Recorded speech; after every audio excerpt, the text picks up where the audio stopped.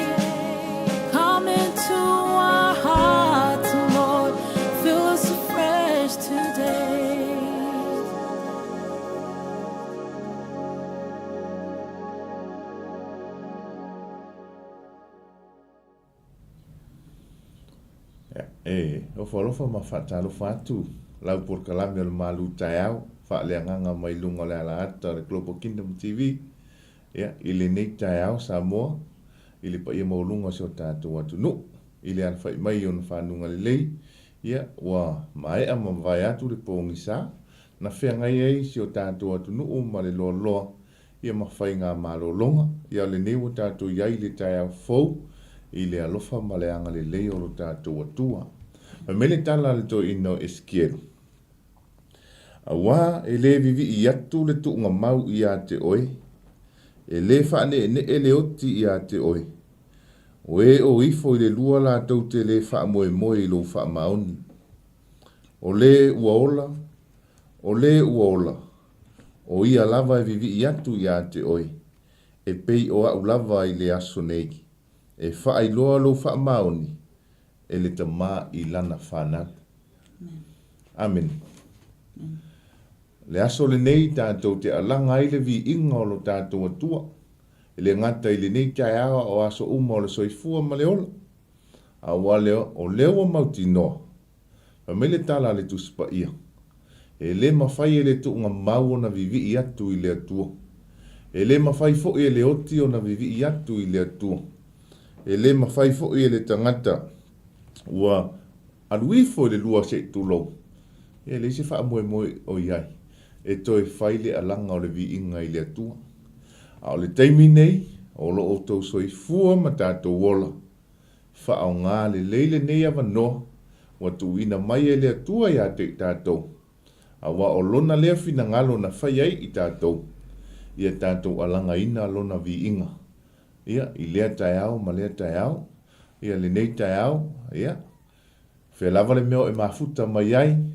Ia whaifo ina ngalo ia te oe sau whawhitai I le atua le nei TAEAO. Ia, tātou tau whai vi ia whaatasi le atua.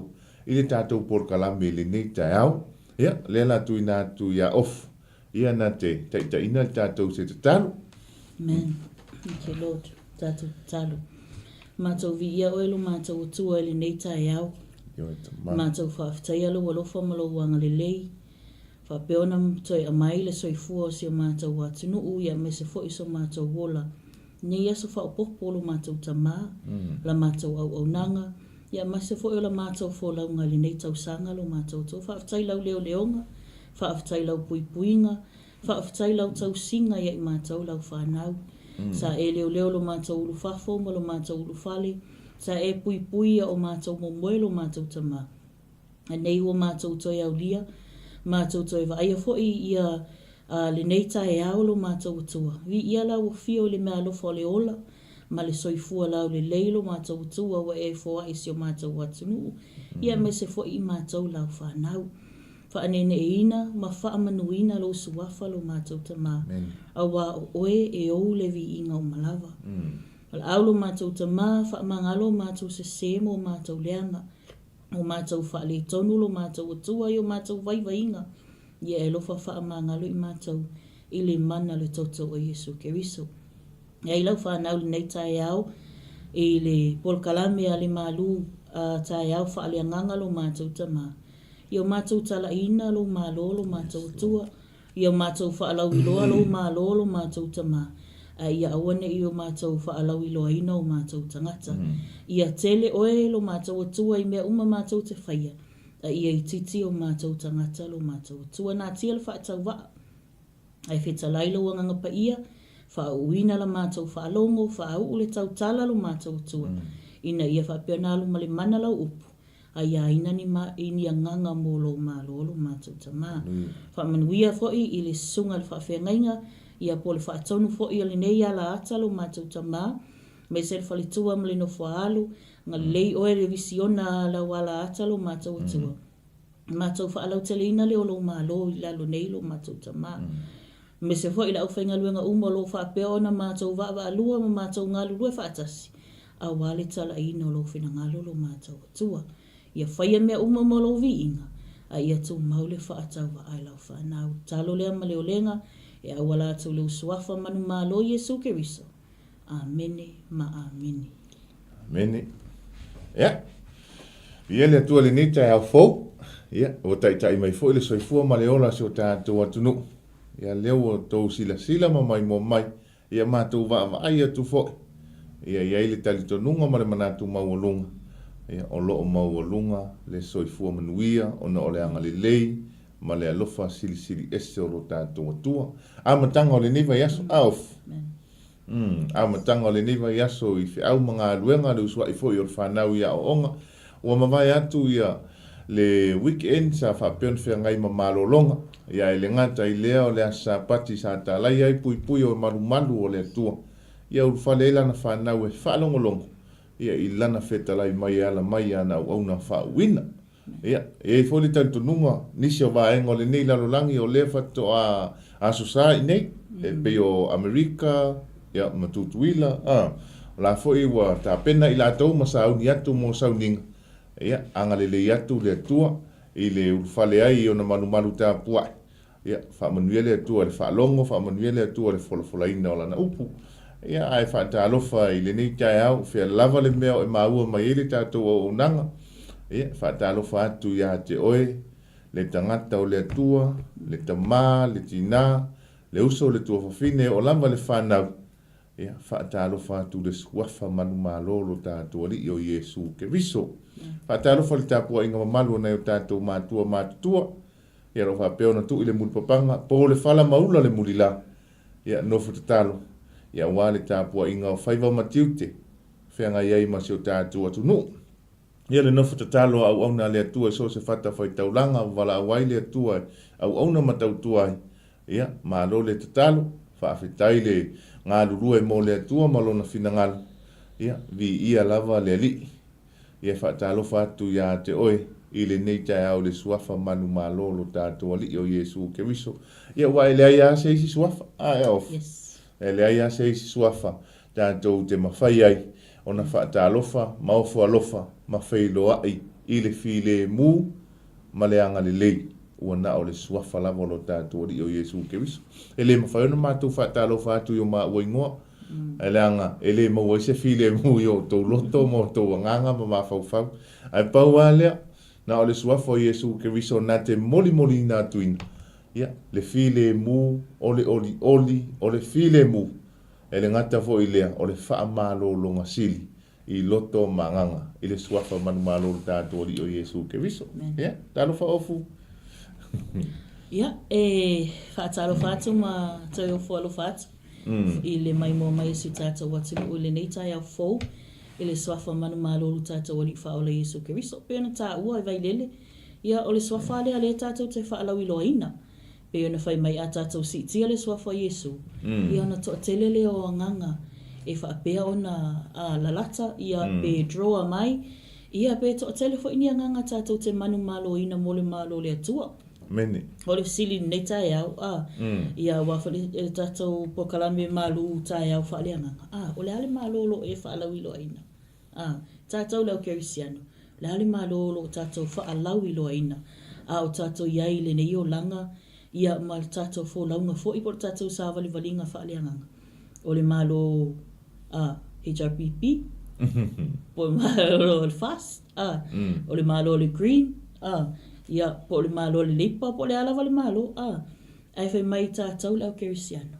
O le malo le atua. Amen. O le malo le alea tātou te tāpena, ma tātou buildinga, I lolo I la whapeona tātou iai le nei fo I o langa ia po le nei lalo langi o tātou ia le tātou mission. Ia le atua. Tātou iai le purpose na leina, a mai tātou le atua le nei lalo langi. Ia, o e kerisiano, o le kerisiano, le ale malolo tātou tāpena. Mon. O au tāpena penanga, o tātou iai fo I o tāpena fo I le malu si tātou watinu. E anga atu ia peanga I atu I fuafuanga le nei aso. Ia me se fo I ngā luenga, wha malo atu ele ono sa I malo le ngā lulue. Malo le wha malo losi. Wha malo fo I tāpenanga sunga I whawhia ngai ngamola yes. Tua. Lea na whapeana ngafa ma I la tau lea so ana nafi. Na tātou awai ai sauni ngā lotu peona masani ai. Ia ona ole tāpenanga, whapena tāpena ia sunga I whawhia ngai ngamola tau whalitua. Ole lau ngai na le ole upu. Mai tā ua ia o le mafuta whaatasi. O le au kerisiano. Nei te o whapea, rei ngufu a kaikai, whale silia koe a kaikai, sa o koe loka loko ma. Sa o loka loko a ka laku fo ia I o whale sae ama, ma le ai mai whaata ua. E le whionga pa ia le tua. Le mafuta whaatasi o le au kerisiano. Tā ua fo ilo fisosoani le sia uso. I le whapea e vai a kuaro, o vai e le si tu ranga lea, e na on vai a tau vai pia, afu, make ia, tu ranga lea, to tele ia ma tele foi tato, E fo I teimi tātou te o iai, pi e te ata tu lou whaafonga ngara tunu. Te ata leo te lepe e vai atu wasasi. Se lesi o uso a kerisiano, ai wha mai. Wha malosi le tasi le tasi. Wha i pa u lesi, a lai iei lesi tangata e wha malosi. Pe ke kango aku, apo mai, pe fiso soani iai. Ai le uluwa ai atu o lala, o lava le loto o le angasala, ma whanu atu ai. Ia ai nofo o le kerisiano, la ai ma whanalo nofo. Ma whanalo sao whai, ma whanalo muenga, e nofo le leile hita o lo whale, lo mota o lo lawa. Ai le wha mai taimi nei, tātou leo kerisiano, ua tātou na tātou ngāruloi. Tātou tau sila fia fo I ma tātou wa ai. Le sau o le ngalue mai le ti apolo le sau le taimi le nei. E wha mai le whangu le tātou pokalame le nei TAEAO. O le halau tāua. O le halau purpose. What is your purpose in this life? Lale mena leina au mai oe. Lale mena leina wala auina oe Yesu. E se ana e se aile olive moni, e sunu I tuai oe le olive vau. A whaiwa e tofo le so malie, ma le lei ma le mata ngofia ma le mata utia o le atua. E se ala te le tā lai atua I le sioso. E se ala te le whaai loa atua I le sioso. Le lei ma le mata ngofia o le atua, le ua e sila fia mo tātou loa. Ia nana whaapea atu lava. Moni. E nā ona I whautuanga, ia po tau whangu fo imwha manato le tātou pokalami MALU TAEAO whaaleanga. Ai e ia te oe lava lau whiwhiringa. Mai pauala o le mea ele I manipulating ai le atua. Pe na tango mai le atua pule ai. O le free will le tangata. Na mai umai le atua, matape na umai le atua le whaalo tanga. Au mai fo I le tusi tu la fono pe o le awhiongpa ia le atua. Tātou te sawa vali, ma fua iai le tātou wola whaaleanga.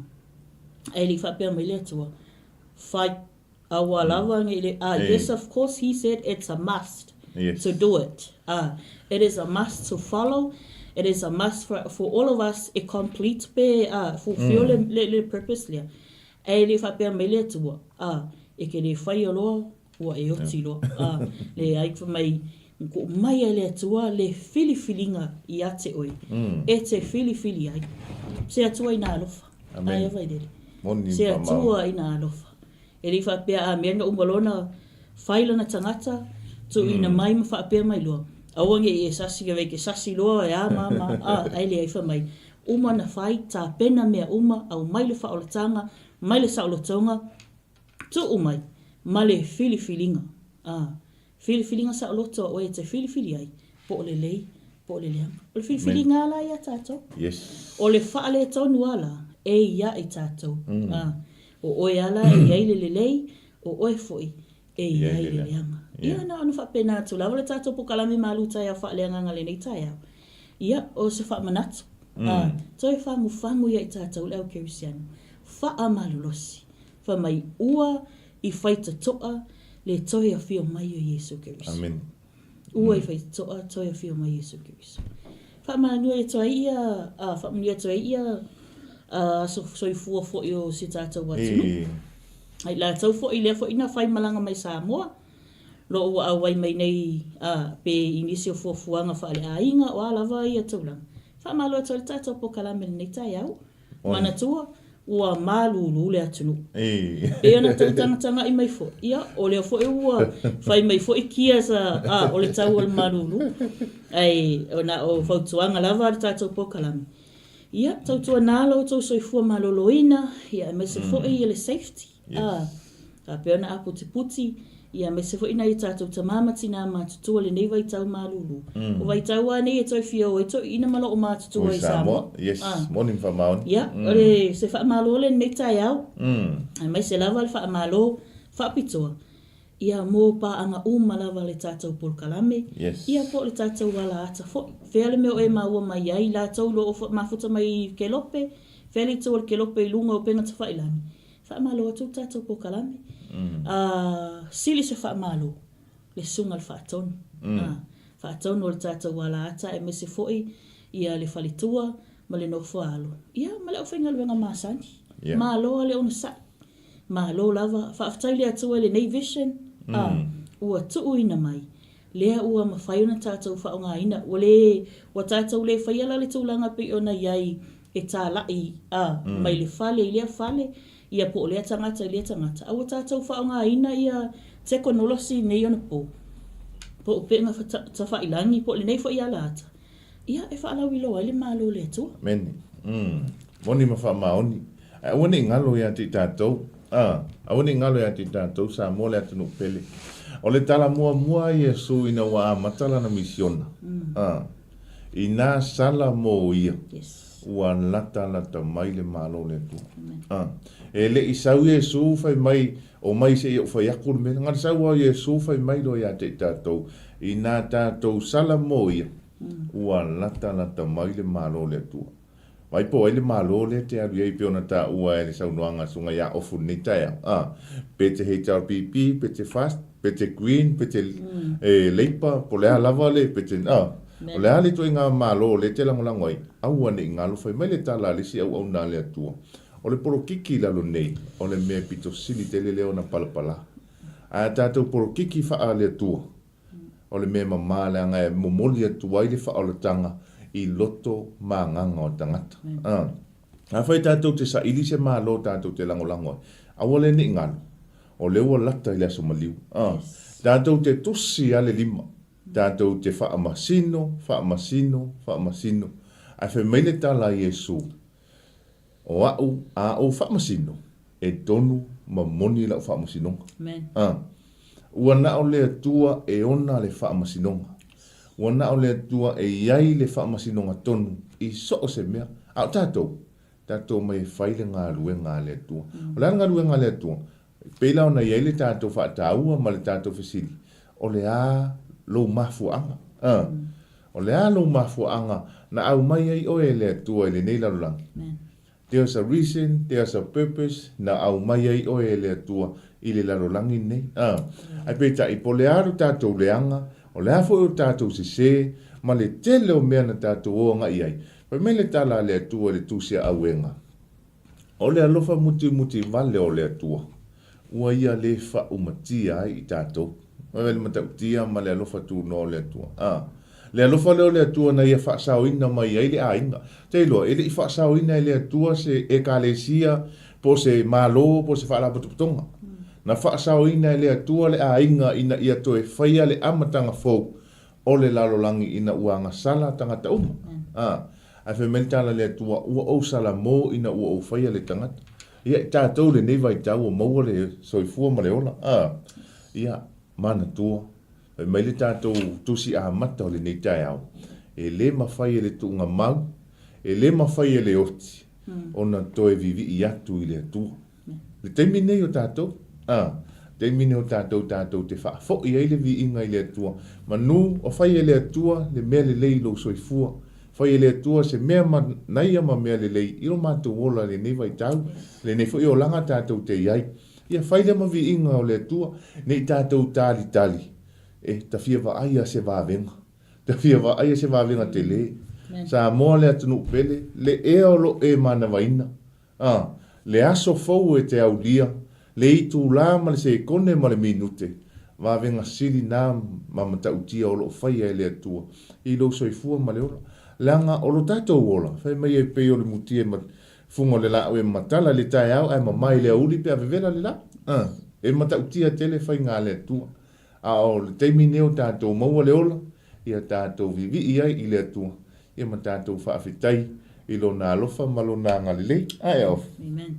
Ia e whaatalo whaatuai. Woma pa anga uma le tātou ala ata. Whaapeona moli mai o lātou whi autustusia. Le ngata i leo o mafuta mai le nei TAEAO. Ia e whaatalo whaatu lau por kalame. Ia te oe le uso pele. Ia te oe le tua whiwhine pele. Le ngata i leo au nā le atua. Ma lātou whale tua. Ia o mātua foi. Ia o ai lava. Whaapeona mafuta mai le nei TAEAO. Whaatalo whaatu i le suafa manu malolo tātua li. O Iesu Keriso.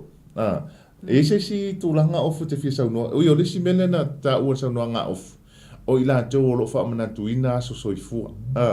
E moli atu ai alo wha anga le nei TAEAO. Lesi wawenga sili nam ta ua.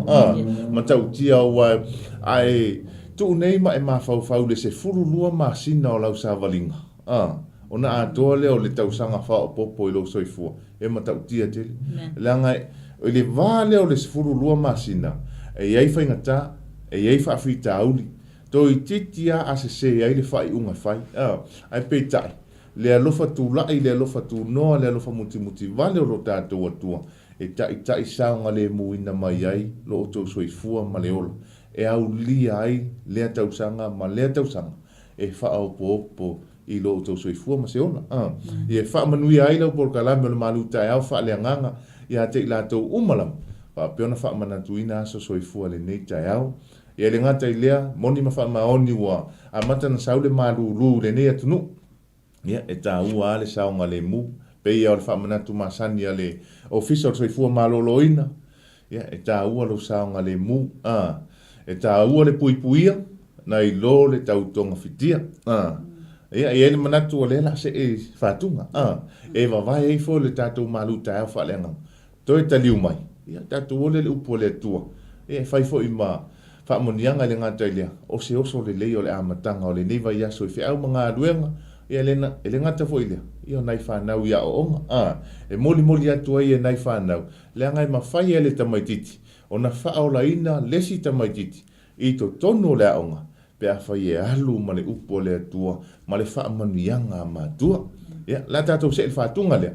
Toi taliu mai. Ia, whaau au le tātou au unang I le ni TAEAO.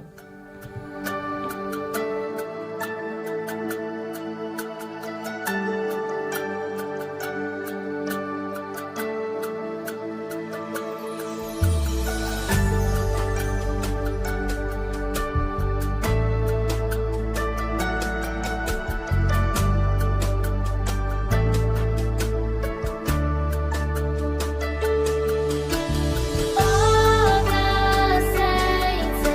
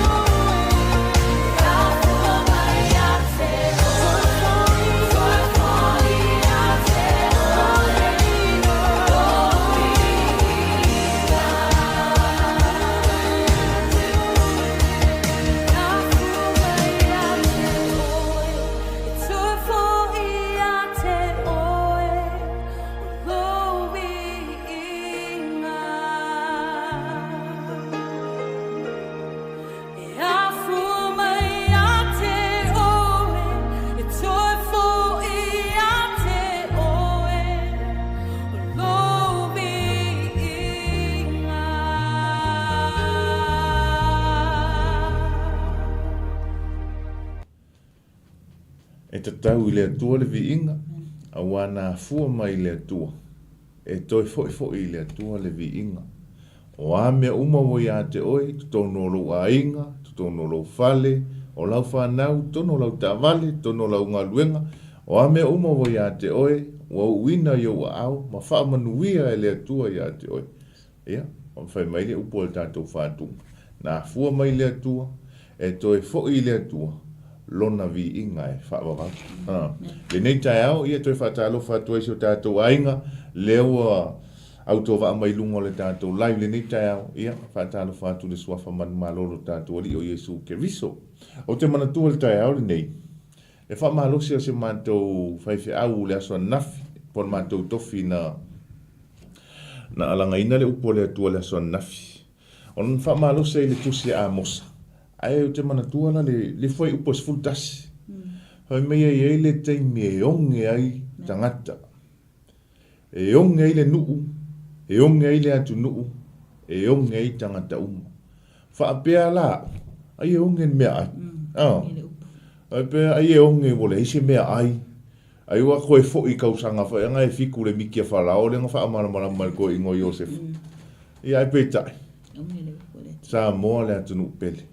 O le upo le atua, whai mai le tala, e iai le taime e onge I tātou, I le ngā lala, I le fia ai ma le fia inu, I le upu a le atua. Tā lofa ia te tātou, whai mai le taime e fiua le tua tu mai lana upu, ai vai mai ia. E se ale mele fai ka ko Facebook mai al ka au ka ore po maka kwale a mea va oh I e sa ole le kala le fa long e sa ole le mele I la nga lavar ka nga le e se fai mai a ma ala fai mai le tua antali a fa fine fai tau mai ta upu le wo leva na matu yo o taf la ape fua e le se ke u fale le ka u e le se fa mana ia ta vale ta u Leo se mea teu. La ngore upu le fai mai ele te me onge ai. Ta mole atu no pele. E fa manatu atu pe tata longo atu pe ma se fa. E pa I maulunga se tatu atu no e pe ana ta u tatu pokala me te mi o sola maso o vai. E le o ia e lau puata ma fai nga. Ana o le tu lalo ma. Matu fa fautuanga le upu o lo tatu atua. O le upu o le ola. Pe mai o le upu e vai tonu ina ai, o langona, o anu, o iwi, e o ai le loto. E vai ina le upu o le atua. Pe mai o le upu e whaatau ma ai o nai tu e lua. Pe mai au ngā e o ai, e whaatonu, ma whaapoto ai tātou. Amen. Teimini nei, manua tātou maua le upu. Manua ia te tātou le a fionga pa ia le atua. Tātou whaitauina, ma tātou sāwawali, ma tātou tuu I ai o tātou tangata, I to tonu o le upu o le atua. Ai aua tātou te au maia le upu o le atua, e whaatatau I le mea lea tātou te ola ai. Ia, vi ia le atua le ni TAEAO, ai manatu no le tātou taimi. O le ana tātou o le whaamalosi le ni TAEAO, e whai maoso sāwalinga le amatanga fo le niwa yaso. I fi au mga luenga, e ngata fo I lea, o tātou iai le masina. Ia tātou te whaamanatu I nai. Ia pua ngāro tātou li whaolo Iesu Keriso.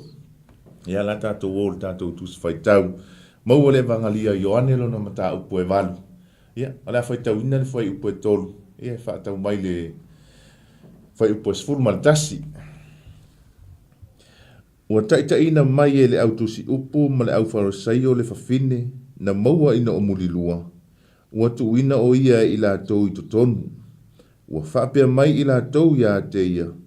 Lea o a oe, ua maua le nei whawhine ina o mulilua, ua mauti noa lama. Ua poloa I mose ia te I tātou I le tū la whono. Ia whetongi I maa o e whapea, a o oe, pe se ase mea e te whetalai mai I ai. Ua la tau whapea mai e tofo ia te ia. Ina ia maua I la tau se mea, e mō lia ai o ia, a ua punou Iesu, ma tusi I lona tamatama I lima I le ele. A ua la tau fesili atu pea lava ia te ia, o na toe nofo lea o ia I lunga, ma wha pea atu ia te I la tau, o so o tau e le aisa na angasala, I nā lua I tongi se maa ia te ia. Ona toe punou lea o ia, matusi le ele ele. Ua lātou whaalongo i ai. Ua I loa lātou anga sala I o lātou loto fuatia ifo. Ona taito atasi lea o I lātou maalu I fafo. E a fua mai I toia ina. Ua o atu I e au pitoiti. Ua tu ua na o Yesu lava. Male fafine o lo utu I totonu. Ua toe nofo I lunga Yesu. Ua sila fia ua leai se tangata. Ua na o le fafine lava. Ona fetala I atu lea o ia ia te ia. Funai. O I fea ea I lātou e na mōlia oe. Ua le whaasala mai ea se tasi ia te oe. Ua whai mai o ia. Lea li ie. E lea I lava se tasi. Ona fetala I atu lea o Yesu ia te ia. O te le whaasala foi ia te oe. Alu ia oe. Aua e te toe anga sala. Amen. Amene. Vi ele atua. Alu ia oe. Aua e te toe anga sala. E whaautuina le tātou manatu, ma le tātou whaamalo se whai maoso le nei TAEAO. Alofa, pe whaamasino. Alofa, pe whaamasino. Ai mawhai fo I ona whaapea. O le sala mō, o le ala lea I le manuia. O le sala mō, o le ala lea I le manuia. O le tala ua whai ma alofanga o le toa tele, o na I o tātou tangata. E oa ia te I mātou. E whai lolea mea, tua I mai lolea mea, e a leisa wang sala, e kong sau ma. E whai aku lole mea, kau e whautua atu, pe tu alalo atu se mea, o whaale tonu. O na oso lole le tala lea, ua whai le neife talai ngā Yesu, ma alo whanga ia te tātou. Whai mai le tala Yesu, a le aisa wang sala, ia kong I sau ma. Samoa, e le ma whai e lesi Samoa, na tongi lesi Samoa I lumo o tangata. Vanga na ua oso whaia ele ri o le lalolangi ma ona na ma whaini misa ma tūlanga whapena whaapongi sa ina o tātou ma whau. Ona tātou wa aile le tūlanga le na ua whewai ia ma. Ai le ma whai ona whapena ona tupu se mea lea. A tātou ma whau le tala le nei na whaitauina. Ia ua so au na le tua o launga ina ma wholafola ina. A o se ata wa aia. O loo whaamatala ina le tala, I to tonu o loo tupu pēr I to tonu na I o tātou ainga, nuu, ma e kā le sia. Ao le tala lea, whai mai tala to ina ia nao e moli le fine. Yesu, le finge lenga mako maua muli lua. A le kaimi o mose, le kula fonga o mose. A maua se kaka whapea, kongi ma, o le ala sa ukala ia ke mako. A o le tula fono o mose, le atunu pele I le whenga tua I a le vitiko ma te utonome. Pai mele tala, a maua se tane ma se whawhine o muli lua. Ia, tau ai oti. E lua tangata. A tātou wa aine I. Na le tasi a le tangata lea, le na mō lia mai, o le vasili. O whea la o iai le tamaloa. O whea o iai le tamaloa, sa ata tau, o na mō lia whaatasi le tamaloa ma le whawhine. Ai betai. A whaina maua lau tusi upu ma lau wharasaio. Le tamaloa ma le whawhine. Le anga ele ma whaina la tau mau atu, o le ale ngā ruenga le whawhine na ilo ai, o lau muli lua le whawhine. O longa winga, o lau ave ese ele au vaenga ia ia kamalo, ai mo muli ngā le whawhine I. Ave, longa winga, e leo whaamaoni fo ila la tau le tūla whona mose. Le anga sa te tau, o na mo lia whaatasi le whawhine ma le tamaloa. O le ase ata o tu I tono na o tātou a inga nuu ma le kālesia. E mo moli e isi tangata, le isi tangata e ave whaise whaasalanga. Ai whaalafi le isi tangata le angalaim e loa. E mau ai le tupe. E a inga iai, e tau iai, e alofa iai. Ave ale ali inga. Ai awangi e pisa I le ali inga I ke ua mau aku ai maranga ia. Ave ngare ko kasi. Le ata le tupu a le teimi nei. E o me le teminei le whaia le mori nā tangata. Tātou te whaalongo atu I whono le nu. O whaasala mai lea. Ai uma atu le whaasalanga le nu. A tātou whaalongo atu nei o tātou tangata. I lau mori anga o le kari o pai. Ai whaafere ka mala whai la lenga. Whai whaakasia anga iai umai o I mea lai whai. Le ata le nā. Sa mo le atu nu pele. Le whaamasi nonga le nā o le tau mawhaile ia Iesu, langa lena feta lai a Iesu i le tusi lava le valu, a Ioane. Mele tala Iesu, langa o outou, tau te wha masino wha le tino. A oa, o te le wha masino i tangata. Ai a whai o te wha masino i tangata. E moni matonu la wha masinonga. Feta lenga lea Iesu, te iloa, a o leanga sala, ma wha whita auli, ma muli lua o lea lava leanga sala o lea tātou te ui ma sa vavali ai. E wha manatu atu lau poka, e ma whai e leanga sala lea. O na wha alumaina oi, wha maaina oi, wha inosiaina oi, lea mana ia ai oi e te leo tangata. Ma le ngata i lea. E a watu ai oi tuu i le o ngā tono le malai. Ai wa ai ai mata e fia o tangata e toa te. Nga ngole ata le lena whai i. O la unga maa wa o Iesu i le moto tangata. Ai mo moli atu le autusi upu mara au wharasaio. Le whawhine. Wha atu le o ngā tonu ma whai a Iesu. Le fine leo na maua muli lua. Fia afe o tangata. O lailo lofi mai e whaalongo longo lea o inga. Ai peita. Ia o leua. O tu ai le whawhine leo ngā tonu. E eile tala tātou whai mai e pala le maa ai le pala le tala. E mawhai a pe te oti a pe a e tupu mai sau whanau. A o lea se mea na mōri ai oe ma whaasala i oe. Sa mua le atunu pele tali tonu mai le tala le whai atu. E whai maluma o sau whanau. E whai maluma o le tau a inga. E le tau tamaa nana whaasala o no lea. Le tau tina nana na loka o no lea. E lau whanau anga nga ave leo o no lea. Ai peitai. O lea se tū langa ia te tātou. Whaamata ea o tātou mōria ma whaamasino. Au tātou iloa ea o tātou tangata. E leo mawhai ea na tātou whesili ia te tātou. O ua toa ea. E le mwhai ea na o whesili au ia te. O sao ea la umele la whai. O sao ea le mele la ualu e aveile li ilea. Ai whawhewhea le mele ngau whai. Tātou te la lafi. Te le tātou la lafi le ata o le la au. Ai ave le tangata la tātou te iloa la to te le tangata la tātou te iloa. Ai o le mea mauti noa. I le feta lainga Iesu le tusia Ioane lava lea mta upu e tolu. Le ngata fo i leo le tusia luka. Me le tala Iesu. O te le isau e whaasala tangata. Pe o te le isau e whaasala i le lalolangi. Ai na o sau e whaaolaina le lalolangi. Te ilosa moa, le rescue le lena whai e Iesu, le ngā ruenga la vea i le lena whai e Iesu i le whawhine. Whai mai na la vea i Iesu le whawhine mai le anga sala, o le whaamaina ma le whaalumaina. Ai le ngata i lea, le mea pito sili leo na la vea i mai e Iesu, o le anganga o le whawhine mai le oti. Le whaafanonga e whano i tātou le afi i kena, pe a whai tātou te oti, la tātou te angasala. Le anga lena feta laile atua i lana upu le tuse eskielu e tolu fai kotolu fai upos futasi. Me mei tala le atua. O te le fia i le oti a le tangata angasala. I le fina ngalo lava ia o le atua. Ina aua ne i whano se tasi o pale ali o ananga aduenga.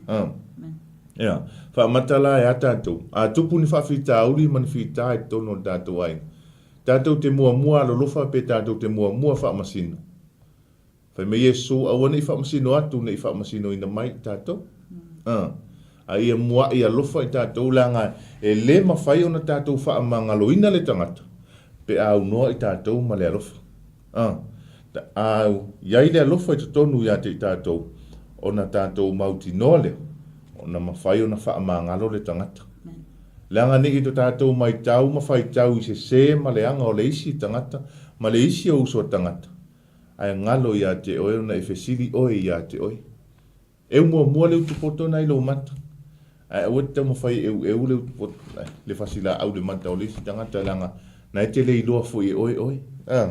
O se wha malosi, o se whautuanga, ma se tua lalo o lau porkalame le MALU TAEAO, ma na tua le tala, whai mai le tala, e mawhai ona e whai tauina, whatu o le moli i le moli. Ai le mawhai ona e whai tauina moli i le whatu o le moli. Ne i tātou whai tau le tangata, malana mea e whai. Ai le mawhai ona tātou whai tauina tātou. E mawhai ona e whai tauina whato le moli e tas. Ai le mawhai ona e whai tauina moli e maua mai le whato le moli. Aua tātou te mai tau, aua tātou te whai tau, aua tātou te wha masino. A ia mua ia lofa i tātou, ma te talo i le atua, ina ia to tōle loto wha mangalu. Lea ngai a fua mea uma tātou te whaia. O le loto, whela na iai. Na whai atu lo ia su e tau aile fine ia oti pe ale aise, pe aise tangata ele aisa na ngasara. Na amata mai ai to e ina. O le me pito sili leana leanga.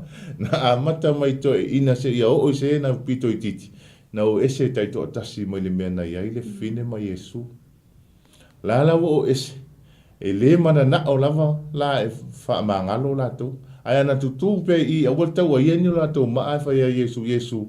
Wha mole wha mangalo i mato. Ai leanga o le fau le mea le na whai. Le mea le tupu ia tātou o le ola whawhau. Se tu lou le mai mua whaafonga so tātou atunu. Tele tātou le ola whawhau ina ia tupu ese le anga i sisi tangata. Le tam whai tātou e mōlia, pe tam whai tātou e whaamalolo mai ngā luenga, pe tam whai tātou e tau le anga ina to tono a inga, to tono e kālesia, to tono nu. Ona tau mawhai lole o tātou. Whawhau se mea. Ina ia whai po le ase me whai mai ese tala. Ona tala i lole o le tala ma le tala. Tātou wōro whaapea. Ai pe tai, e o ese atu nai toi ina. Ai la vea e Yesu le ola o le whawhine. O Yesu le na ia la vea ina le ola o whawhine. O Yesu fo i lea na te la vea ina o e Samoa le atu nupele. Mana tua le fina ngalo moni lava ia o le atua. Pai mai le tala le atua. I le lua pe te rua alo na mta upo e tolu fai upo e iwa. Pai mai. E le whaatua i mai le alii i le mea na fola ina mai. Whaapei o le manatu o isi tangata i le whaatuai. Ai peitai. Ua ono sai mai lava o ia te tātou. Ona ua le fina ngalo ia whano se tasi. A ia o umalava i le salamo. O le ua tātou wanga atu i le whaamanatu ina o le puapua ngā ma le maliu o lo tātou ali o Yesu ke visu. O le le tāu o le maliu o Yesu ia te oi. Pena ona tāu e whaamangalo ia ngā sala uma toi whai. Ia o ngā. Ai po le ale mea nā la iona sau Yesu. Awane ngalo le taimia tātou te anga sala i whai meile tuspa ia. Ua atili ai pei o lea ua tātou whasiotia Yesu. Lewa tātou toi whaasātau roina Yesu. Nā whai tātou te whaia pea le se ma le anga sala i aso umoro tātou ola. E iai le taimi tātou te whaapea tuai. Anga sala a leanga o a mea uma le ola tuai. Alu atu iai o a ua whaafowina lo tangata. Leanga le filfilinga lea. E le whaia e sesi. O le filfilinga e whai lava e oi. E whai lava e oi lau filfilinga. E te sa o loto. Ma e manuia, ma e mauai le ola, wa umona ta pena, e lo tātou ali o Yesu ke viso. Ia. Whaamalosi sa moa le atunu pele o lo maua le amano, o lo whaatali mai pele atua pe ona ia whetalai, e le whaatua mai e pe o le manatu o tātou tangata. Te lea o tātou, se ka koe kiki ka huo, ke leang whaakuai ka ho isi me whai, o kei mo le loku, me ka hua kufo i aili a maka le loku. Inga le vave i o le loko e wakwairi a maka. Ai a ka wakuru kai moro ngā ruenga le pālangi. Vave ke le ngā ngā ruenga ngia. Ne turi tātou. Ia e whai meile atua. E le whaatua i mai e peo le manatu o isi tangata. Ai olo ono sai. Ma whaatali pea lava le atua. Ina ia tātou. Wo o uma le salamo. Awa o lona fina ngara. Aua ne i whano se tasi o tangata. Na ia whaia i le pale ali i o ana ngā ruenga. E off. Thank you, Lord. E se le tāua o se whiau tāua moli mai i le tātou mataupul nei TAEAO. Ia ona o langali nei tātou te soifua mō tātou olai. Ia o tātou masani a. Pe o le tāua le olanga o angasala. O le lalolangi o angasala. Ne me o lo tātou iai. E leifo se tasi e ato ai pea. Ia peitai. Ia o le tele a le soifuanga le o tātou iai. Pe wo whai ma alufanga. Pio se mea o whai whaangana fo ilia. Ia o tātou iai le nei fo I soifuanga o tātou o lai. Ai, ili tusi len tātou whai tauina. Hamai, tasi lea o ngaluenga la vea ia Iesu Keriso. Ia, e mwhai ona uwha pe atu. Ia pe ona tātou masania ia le matangaluenga leo le o tinei mu. Ngal mene o ngaluenga la vea I po rescue operation. Mela ni o rescue operation. Ia o ngaluenga la vea ia e whaasawina mai sesi. Sesi o leilo I uta le vau. Po sesi o leilo o malemu o leilo I taisami. Te le alan tātou whaalongolongo ai tala fou, ia matala fou I mai Samoa. Ia o haiwa leilo o ai pe o ngaluenga le e patino I le matangaluenga le tinei mu. A tā pena la se rescue operation. O le tele I o tā penanga. Tele, e o loli te tele. E ave le rescue boat. O le life jacket pa a whai o le sea rescue operation. Ai a whai o le se ngaluenga la vea I uta le vau. Ia, tele whai o maa noa se tulo o maia. Harness. Ia, o le pūlo. Rescue trucks. Equipments wha pēr tele na whaatino I ngaluenga le rescue operation. Ai whai mai. I le tusi lea. E pai ona o whaamatatala ina whaapea. Ngaluenga la vea I lea po le rescue operation ea Iesu. Na whaatino mo le whawhine talitani. Mo le whawhine angasala. Pe ona iere tātou mata upuli nei TAEAO. Alofa pe whaamasino. Alofa pe ngalu pe whaisau ngaluenga la vea I. Pe te tau emu. Amu. Pe te whaamasino. Mai o mai ia vevesi mai ia le moto tangata ma le au wharasaio fo ma le au wharasaio o le matautia I o ngaluenga le au wharasaio ai pe tai tono o le whiumpa ia le to mai le au wharasaio la tau te a o le upu la tau te a o le upu ai e fōlinga mai le ngaluenga le au wharasaio e la tau te I lo le upu ai na ona tupu o se sasi tupu o se whaale tonu. O tamaia, e acta pe ngai ioi ala tau e whaatatau le tūla whonu. E alua la tau ngai oinga, po la tau whaatinonga, ia po la tau fo isavalinga, e whika I lunga le tūla whonu. Peitai, e watu la siwa e ngale e vevesi aku ma whaatupu whaalave atu, unia ua whetau ia watu e mōri atu, ia si finitalitani. Ai lea e a fio mai Iesu. Wakula ia lea maa kumaitala. Whai mai. Ua matau maua. Ua wha mao nia. Lana soli tau la whonu. Whai mai. Ua o le taulanga leo iai. Ua ngasala. Ana whai mai la ia lea whai mai. Whaoa ni a Iesu. Tusi alona a ao I le lau ele. O le ata. O le wha maua lalo. Ina ua whauani Iesu tusi luna au I le ele. Whaatalitali a Iesu, se I uma le vevesi na I le vaenga lea Whamaila ia leo le tala, o le hala sau Iesu, ua mako maua ua mōlia, ua angasala. O le hala sau whaatatau le tangata lea. O le hala sau whai unga e whai tangata whamai, o le pula whonga mako ia mose, e kauana whetongi, tau ai maa. Ioti. Ai, e tula whono Roma. E le mawhai, e se tangata Isara, e pose iutaia. Ona whaao o le oti. O le winga la, le patatoa wa aiengi. O le makua whai aikia o lau wharsei. E le ngata, e le yeise alofa. E le tu ua wanoa. E le ise loto fe soa soani. Na ona mai e moli mai.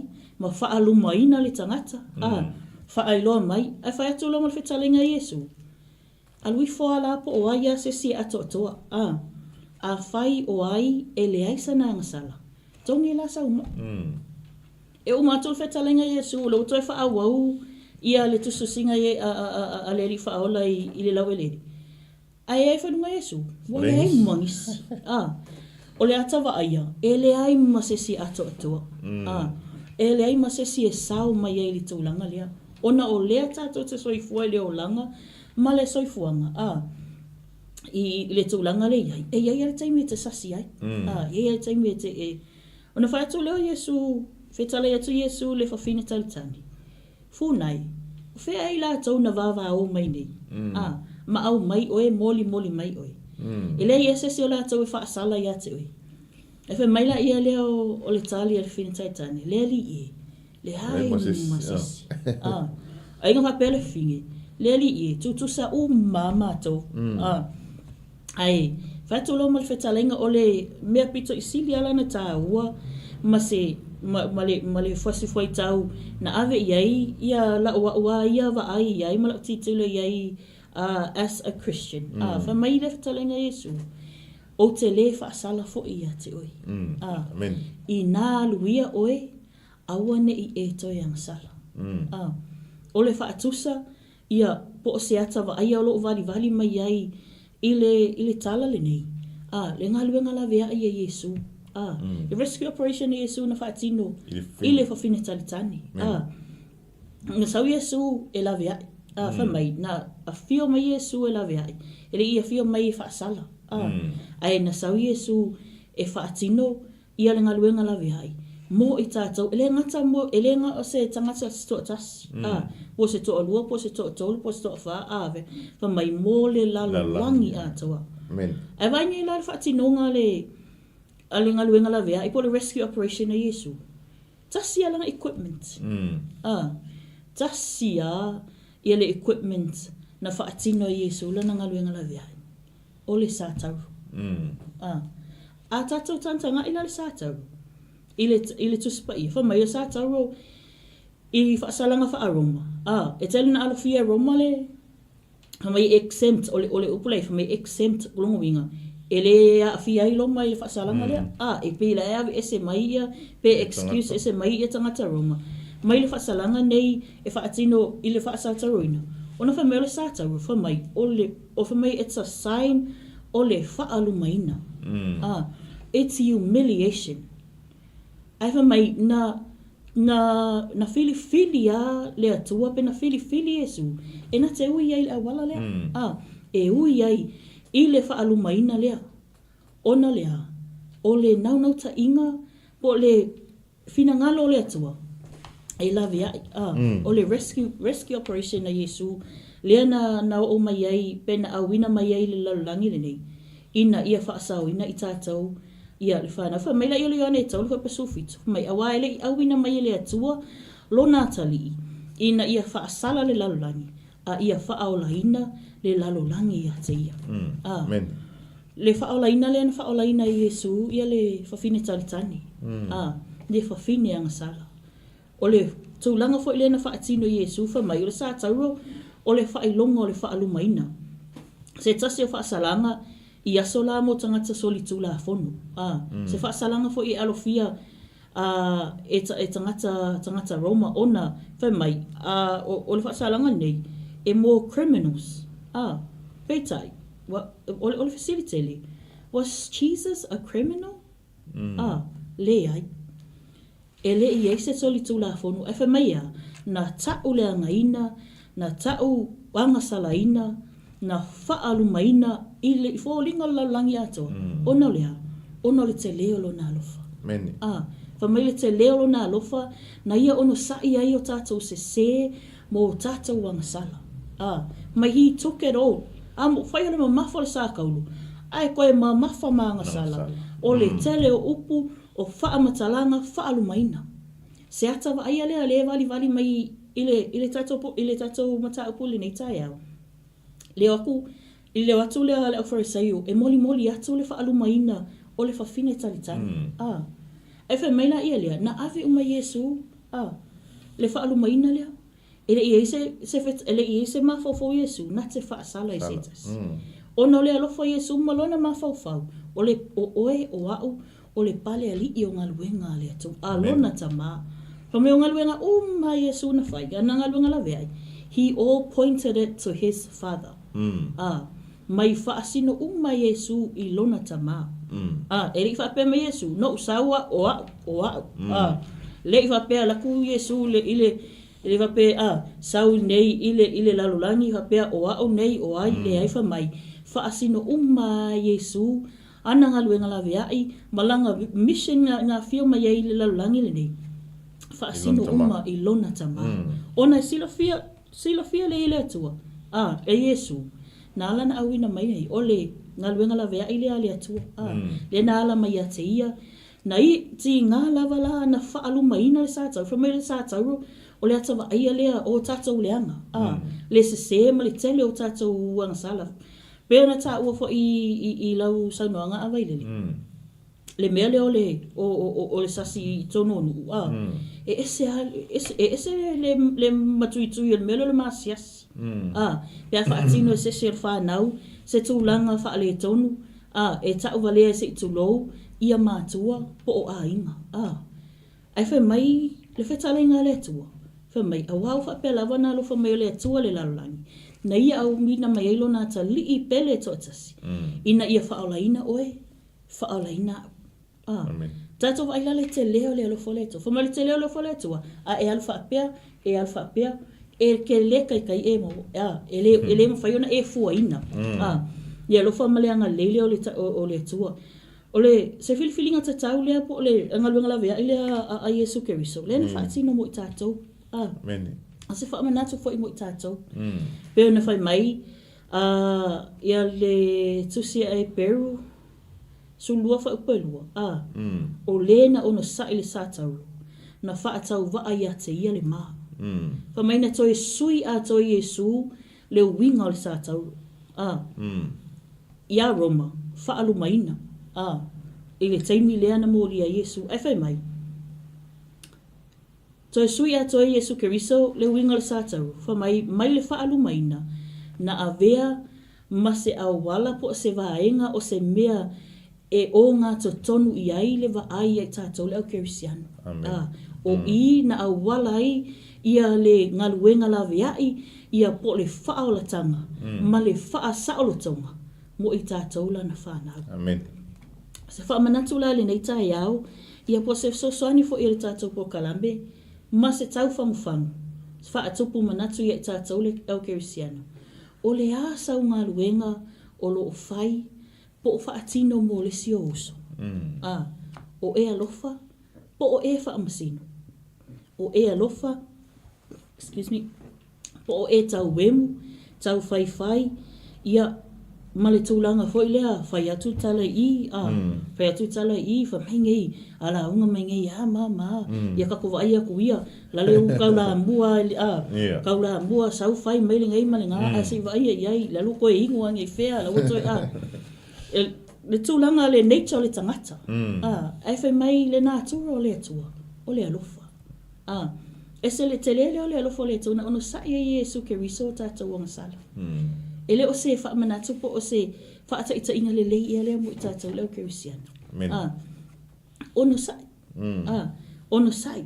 Ia avea I tātou whai ma whaataita inga le lei. Ono whai maila ia lea o le tusi se on sai me whamamuli. Kalatia e ono whai upumuamua. Whai maile au soi. A whai e moa se tangata I se tasianga sala. O outou, o I lale anganga, ia o tau whaafo I mai le ua whaapea ina ma le loto o le anga MALU. Amen. So, ta o mai ia Paulo, o le tatou matawhai oi le au Kerisiano. A whai wa e si la fia, ma o I loa se tasi uso o loo mo o mia lau fisosoane. Tatalo. Wha malosi. You can send a scripture, you can send an encouragement, you can say a prayer, but please do not gossip. Amen. Hamai, o I tātou matawhai oi, tātou te wha malosi, a whai mo se e tātou se tasi tangata I se tasi angsala. O tātou o I lale anganga, ia o tau wha fo I mai le o wha peaina, mai le loloto le angsala. Pe ona tā ua le tātou po kalambe, po se te whaamanatu ai le I amata le tātou amata upuli nei TAEAO. O le ea le mālo tātou alanga ina, ma tātou tala ina. Se whaamalosi le nei TAEAO. Whemai, e whaalu maina lea na ave Yesu I lunga le sātau. Ma whaasa aloto ingi whamai, he wiped it all. Whamai, ina ua whamangalo Yesu o wangsala, ina ua tātou maua le loto salamo. Na whamai la ia lea, a o whamangalo ina wangsala. Mai ile ifea. Mai lesi tu, lesi tu. Mai le loto ifea, o te leto I manatua. Amen. So when you are in Christ, you are a new person. Amen. O oia se tangata fau, o se tangata fau whamai. Waipu umai Yesu, le tua nai lea na tātou o mai ai. Whamai, he keeps no record o tātou se se mo tātou leanga. But ele aveala ma se awala e tātou te take it for granted. Pe tātou te whai ei pere tūlanga le o ia o koe whai fo I la ia, whamai wele wha mangalo no sala mō moni. Na whai mai lea, I nā sala mō ia o tau, a wā ua lata mai le mālo le atua. Amen. Alofa, pe wha masino. Na o se fsosani le tātou po kalame le nei TAEAO, ia I tātou le au kerisiano. Tātou maua le loto maua lalo, e maua le alofa lea, e te maua le loto wha mangalo. Wai le mwhainga e mua wha mangalo kwa e alofa muli. No, e alana e maua le loto wha mangalo. Ona ua moni alo walofa ia Yesu. Ntatou whairora le tala masani whailele. E moni lolo walofa ia Yesu. Sa o lolo sa maki. Ai, vi ia le atua le nei TAEAO. Se wha manatu, ia ma se toi fangu po se tata longo fo'i na ona tuu I natu iau au tafa. Tātou leo kerisiana. Mana tua lau purpose. Mana tua, po le ale malo lea tātou te tala ina. Tātou mana tua, po le hale vision na tu inato le atua, o le hale le vala awina na amai I tātou le atua, ile lalolangi le nei. Whamaila ia lea o la whiangpa ia le atua. Tātou whaia mea umama le alofa. Amen. Wawe mai, po o le ia le kele au me whai, kele au taulanga e whai, mea le lei e te whaia, whamai, ai au noa nei mea umama le alofa. E mai maule taimi. Pela na ieri tātou pol kalame, ia pol tātou mata upule nei TAEAO. I nātu ia tātou whaasino sino lima. Amen. Tu ia, ele whapea whai atuloma uona, whapea, we are instructing you to le ai, o lau oe a whiriwhiringa. Ai wana o se whaamanatu mo I tātou. Tu ia. Tātou ngā lulue whaatasi, tātou o mai o pongi whaatasi le whina ngā lo le atua, ma tātou tala ia le mālo lea. Tātou tau mwhai whaalau tele le mālo lea. O le ato a tele ma kumai o lai ai expand whea, se odi. Lai ai lau tele kili lau kele ia. Ai lo facilitele, ia I tātou kerisiano o loo totoepo, o loo soifuapia. O le ale tātou ngā luenga o loo whai. Le nei ia e whetau wa I a tātou. Pa mai o aia sa, o aia se, o le maule ia. But the biggest question, o le a sa o lau wala awina. Pa mai awa tātou te whewhina wa. A I o tātou whaia mea uma mali alofa. Whamai, whai lau whai unga, o lau whiriwhiringa, I le taimi nei. Tātou te le lopa le ale mei topu le si o tātou 5 minuta o lumana. Nei e luatu, o o mane wala awa le atua, pe o mai le si itianga. A lele I whaatino lele I fulfill la pe complete le purpose ngā leina a me tātou le atua. I le o langa le nei.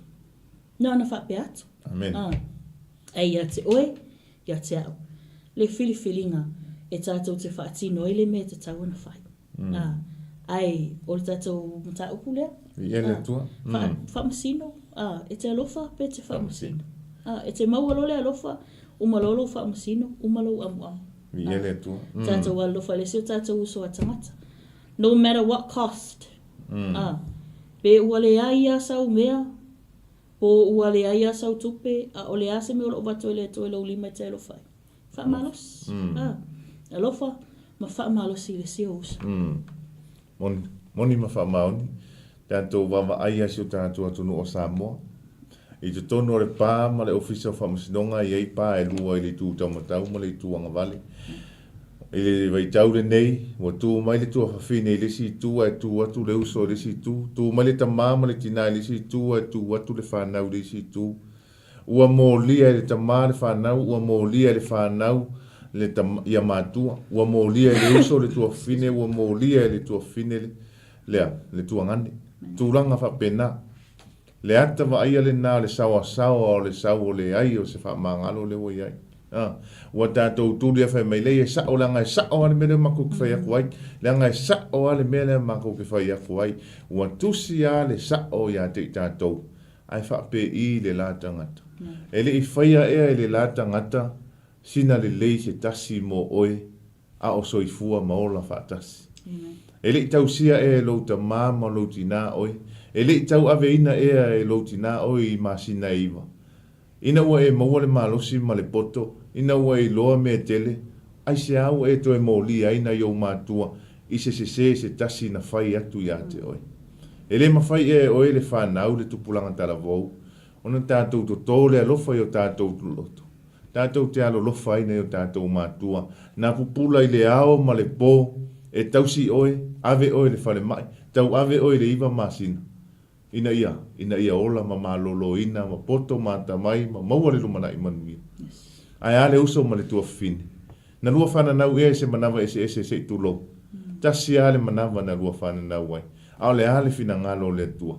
Ia maua le loto a lofa i tutono le ainga. Whai maile tala a Iesu ila na tusi. O le ita ilo na uso. O le whasi o ti tangata la valea. Awane ia te tātou lea manatu. Awane ia te tātou lea langona. A ia te tātou lea lofa tu noa o lea tua. Lea lofa muti vale o lea tua whai mai e fau pea i lea aso ma lea aso.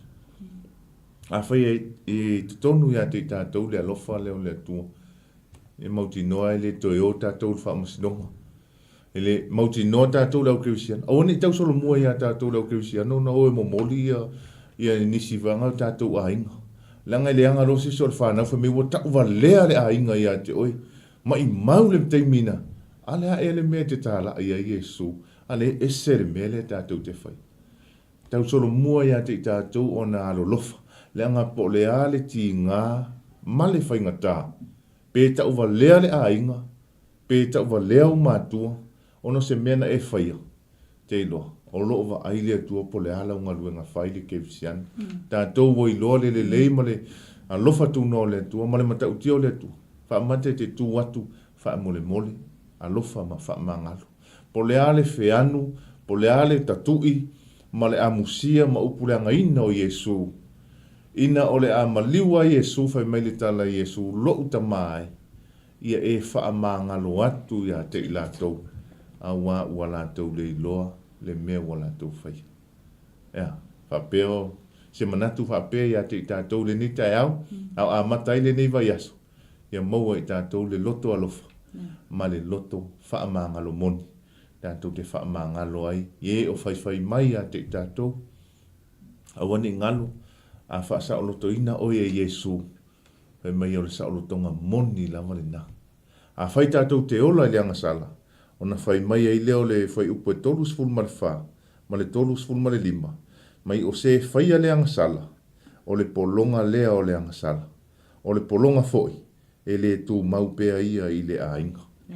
E matautia, moni ma wha maoni, tātou te le tu mau o tātou ainga pea, tātou te whai a pea leanga sala ma le polonga, tātou te atu i, ia aia, tātou ono sai, malosi ma tu mau i le atua e manui ai i tātou ma le angai i luma o no tātou ola.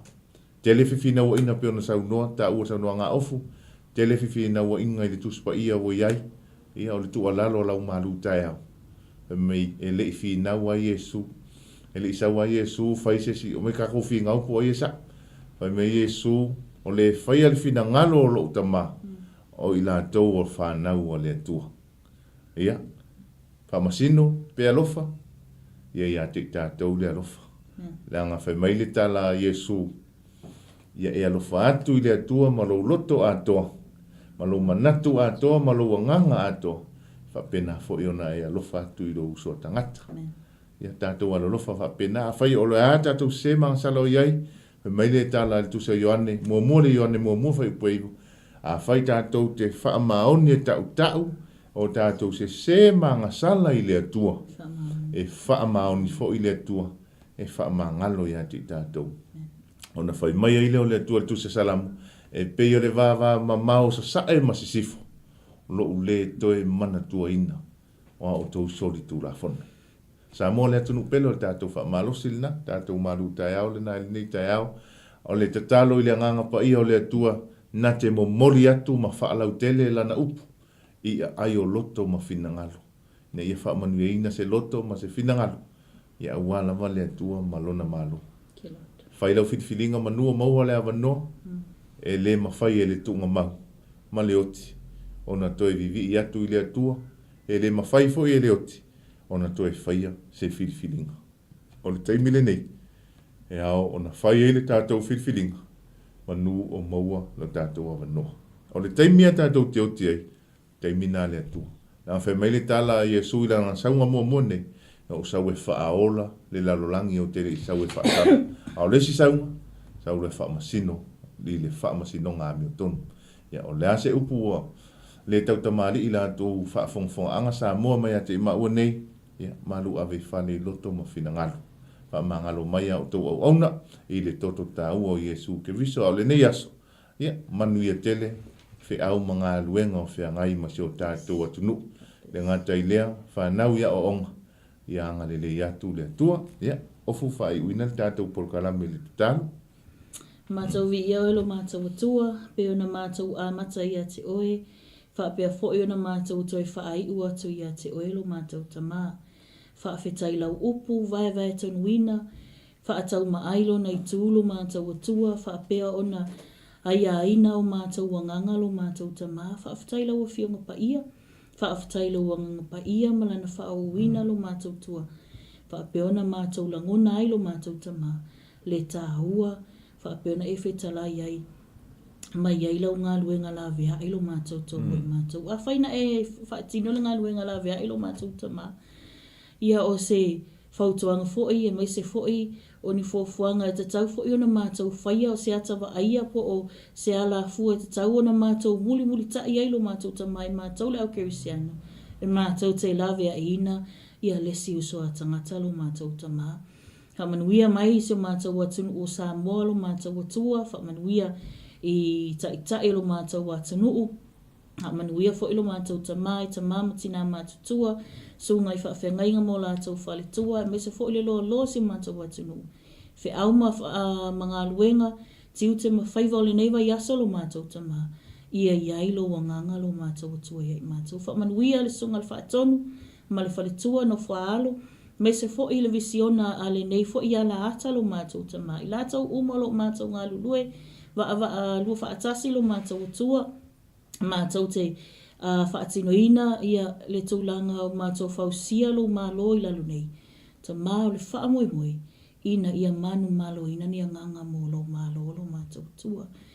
Ngalilei mai lau fio lo mātou tamā i tō e ngol ni aso me po kalami ngā solo a lau ala ata lo mātou atua. Whaamanuia i lātou malawa whapea ona mai mō mai so o se tua ke lope. Ia ilo walo whamalo wanga lelei. Mawhutaina i mātou ilo wanga pa ia tamā. A o atili lo fina ngalo whaalau tele e lau wanga pa ia lo mātou atua. Ia sili ona fo ilivi inga ia te. Oi, nā tia o mātou tangata whaatau wā. A ia mau alunga pēlevi inga o lau fiolo mātou atua. Lea talo lea lo mātou atua whaamangalo mātou se mo mātou leanga. E ala atu lo swafa Iesu Keriso, ua mātou wole, mātou talo atuai. Amene, ma amene. Amene, ma amene. Ia, anga lele atu le atua le ne aso sa mua le atu nuk pele, manu ia tele, whaiva matiute, tō whāsoifua.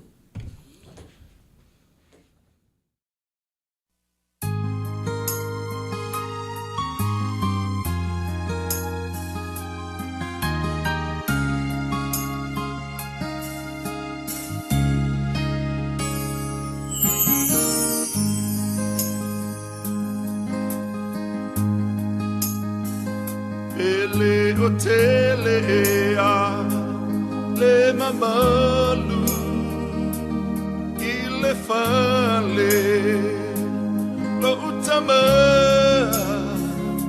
wa o mativa wa o mai ua nga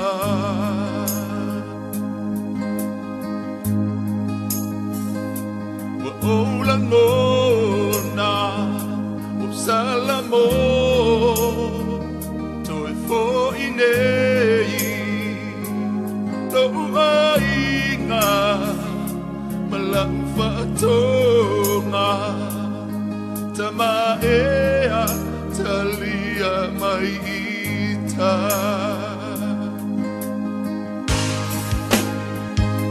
le ai atali le olena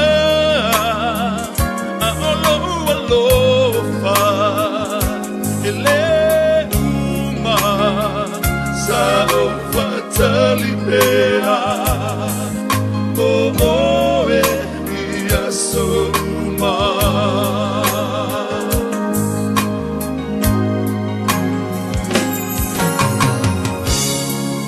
ole fatu ole tua ole tangata tua leiloa lona fina ngalo e tawa oe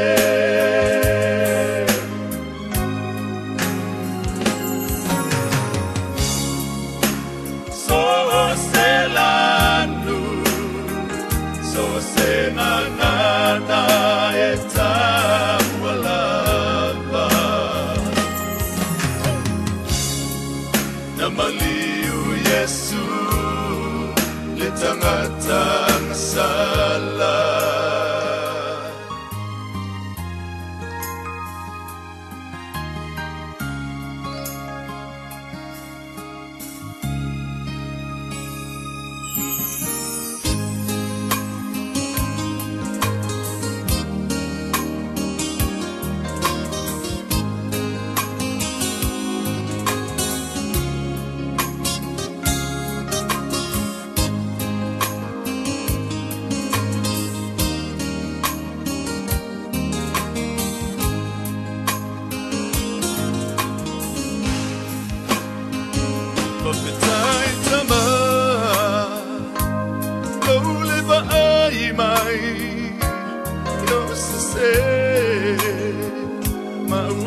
Sala wa Ofusisina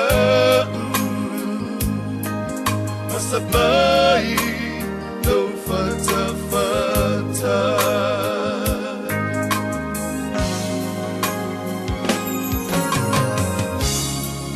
ole fatu ole tua ole tanata ua leiloa lona fina ngalo e tawa oe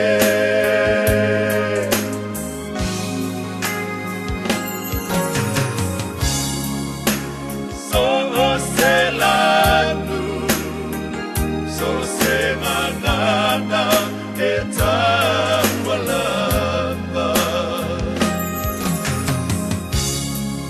na maliu Yesu le tangata sala